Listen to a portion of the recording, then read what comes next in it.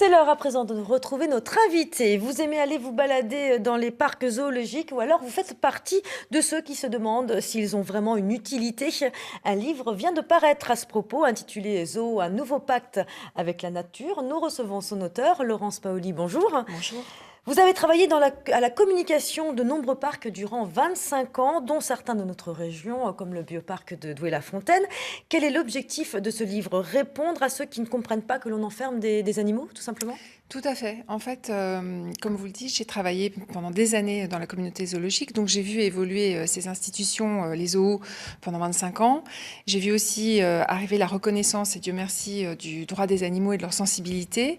Et j'ai vu en parallèle monter des mouvements de protection des animaux qui s'élèvent contre beaucoup de choses et qui réduisent les zoos à la simple notion de captivité. Alors, comment vous avez procédé pour écrire ce livre? En fait, j'en étais arrivée au stade où moi-même j'avais besoin de faire un point, donc j'ai mis mon activité professionnelle en suspens pour être libre de ma pensée et de ma parole, et j'ai fait une enquête pendant quelques mois, enfin une petite année, auprès de parcs zoologiques bien sûr, mais auprès d'instances de conservation comme l'UICN, auprès du ministère, auprès de chercheurs de terrain, auprès des douanes, puisque les zoos travaillent à combattre le trafic.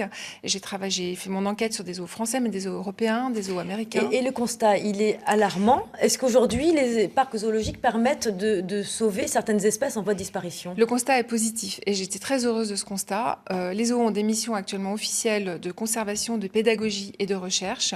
Le but de cette enquête, c'était de voir dans quelle mesure, effectivement, ils contribuaient au travers de ces missions à aider à conserver la biodiversité animale menacée.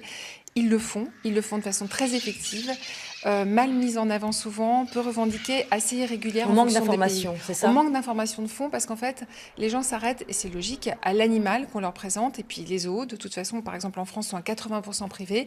Donc il faut qu'ils attirent leur public et pour ça, il faut qu'ils mettent en avant leurs animaux. Mais derrière, il y a un travail de recherche qui est très important, moins en France que dans d'autres pays. J'espère qu'en France, il va se développer davantage. Mais il y a un travail de conservation capitale. Les zoos investissent dans le monde actuellement 350 millions de dollars dans la conservation de terrain. Est-ce que des parcs zoologiques de notre région, comme Douai-la-Fontaine ou la Boissière du Doré, sont des bons élèves? Ce sont de très bons élèves. Vous avez de bons parcs dans l'Ouest. Vous avez la Boissière, la Flèche, Douai-la-Fontaine. Vous avez aussi, je crois, le zoo des Sables d'Olonne. La Boissière s'occupe de reproduire des espèces, donc fait de la conservation ex situ à un haut niveau, puisque des espèces rares dans la nature. La Flèche fait une pédagogie, on va dire, indirecte avec son émission et travaille aussi, évidemment, à la conservation ex situ, comme tous les bons zoos. Et le bioparc, en plus de ça, a été précurseur en fait, puisqu'il a, le premier en 2001, investi sur des projets de conservation sur le terrain. Et le zoo des Sables d'Olonne, lui, a travaillé sur tout ce qui est conservation et protection du milieu local. Merci beaucoup Laurence Paoli. Je vous rappelle, Zoo, un nouveau pacte avec la nature est aux éditions Buchet-Chastel. Et puis juste